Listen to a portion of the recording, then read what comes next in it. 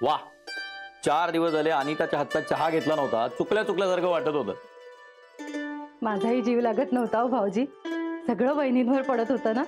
हे जुईलीला घेऊन आले ना तेव्हा तोच बहाणा केला. म्हटलं तिची 10वी आहे, मला काही थांबता यायचं नाही बाई, आणि निघून आले. तुला खरंच सांगू का वसंता, ज्या घरातल्या सुना माहेरी टिकत नाहीत ना ते खरं घर. दे ना माझा फोन. गप्प बस ग. काही प्लीज असं नको ना करू. देणार नाही. स्वानंदी, सतत तू फोनवर बडबड करत असतेस, त्याने एनर्जी वेस्ट होते. आजी सांग हिला. काय चाललंय तुम्हा दोघींचं? आणि स्वानंदी, मी तुला विश्रांती घ्यायला सांगितली होती ना ग. तुझ्या अंगात ताप होता बाळा. ताप? काय काय स्वानंदी? नाही बाबा, कणकण होती, फक्त 100च होता ताप. अगं रात्री वाढला होता ताप. मी गोळी दिल्यावर तेव्हा झोपलीये. बाई, ताप वाढला होता? हो काकू, तू हवं तर सायलीला विचार. आमच्या आवाजाने उठली होती ती. संपदा, तू औषध दिलंस तिला? अगं मग आम्हाला उठवायचंस ना. सॉरी, रात्री जरा जास्तच ताप आला होता तिला. थर्मामीटरने चेक केलं तेव्हा कळलं की 100च्या वर आहे.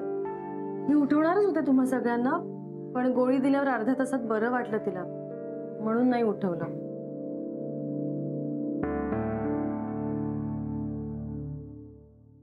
संपे, अशी शहाण्यासारखी वागत जा. स्वानंदीसाठी एवढं सगळं तू केलंस, खूप बरं वाटलं बघ मला. अशी मोठ्या बहिणीसारखं वागावंस अशीच अपेक्षा आहे आमची. समजूतदारच आहे आपली संपदा.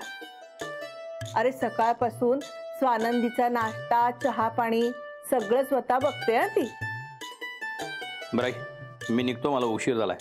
आणि हो, आज संध्याकाळी येताना उशीर होईल बरं का. का रे? अगं ते अलॉट केलेलं घर बघायला जायचं ना, ऑफिस सुटल्यावर बघून येईन मग. भाऊजी, अहो डबा घ्या ना. आणि हो, जेवण झाल्यावर फोन करा हा वहिनींना. त्यांनी मेथीची भाजी केली होती तुमच्यासाठी. तुम्हाला आवडते तशी, खास पीठ पेरून. हो का? हा. अरे वा, म्हणजे आज अर्धी पोळी जास्त जाणार.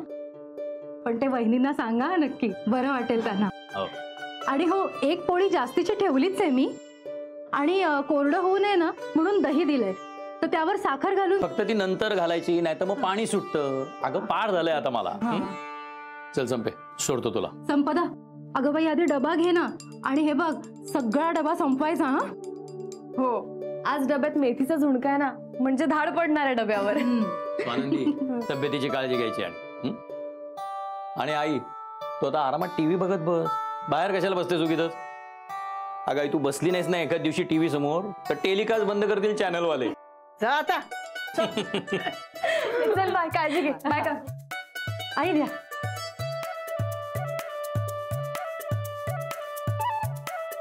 अगं तू इथे काय करतेस? आज जाऊन पड. 4 दिवस मी नव्हते तर ताप आला तुला. काकू, मग तू एक पाहिलं नाहीस, ताईबाबांशी बोलायला लागली, म्हणजे ताप चांगला आहे. स्वानंदी, असं नाही बोलायचं.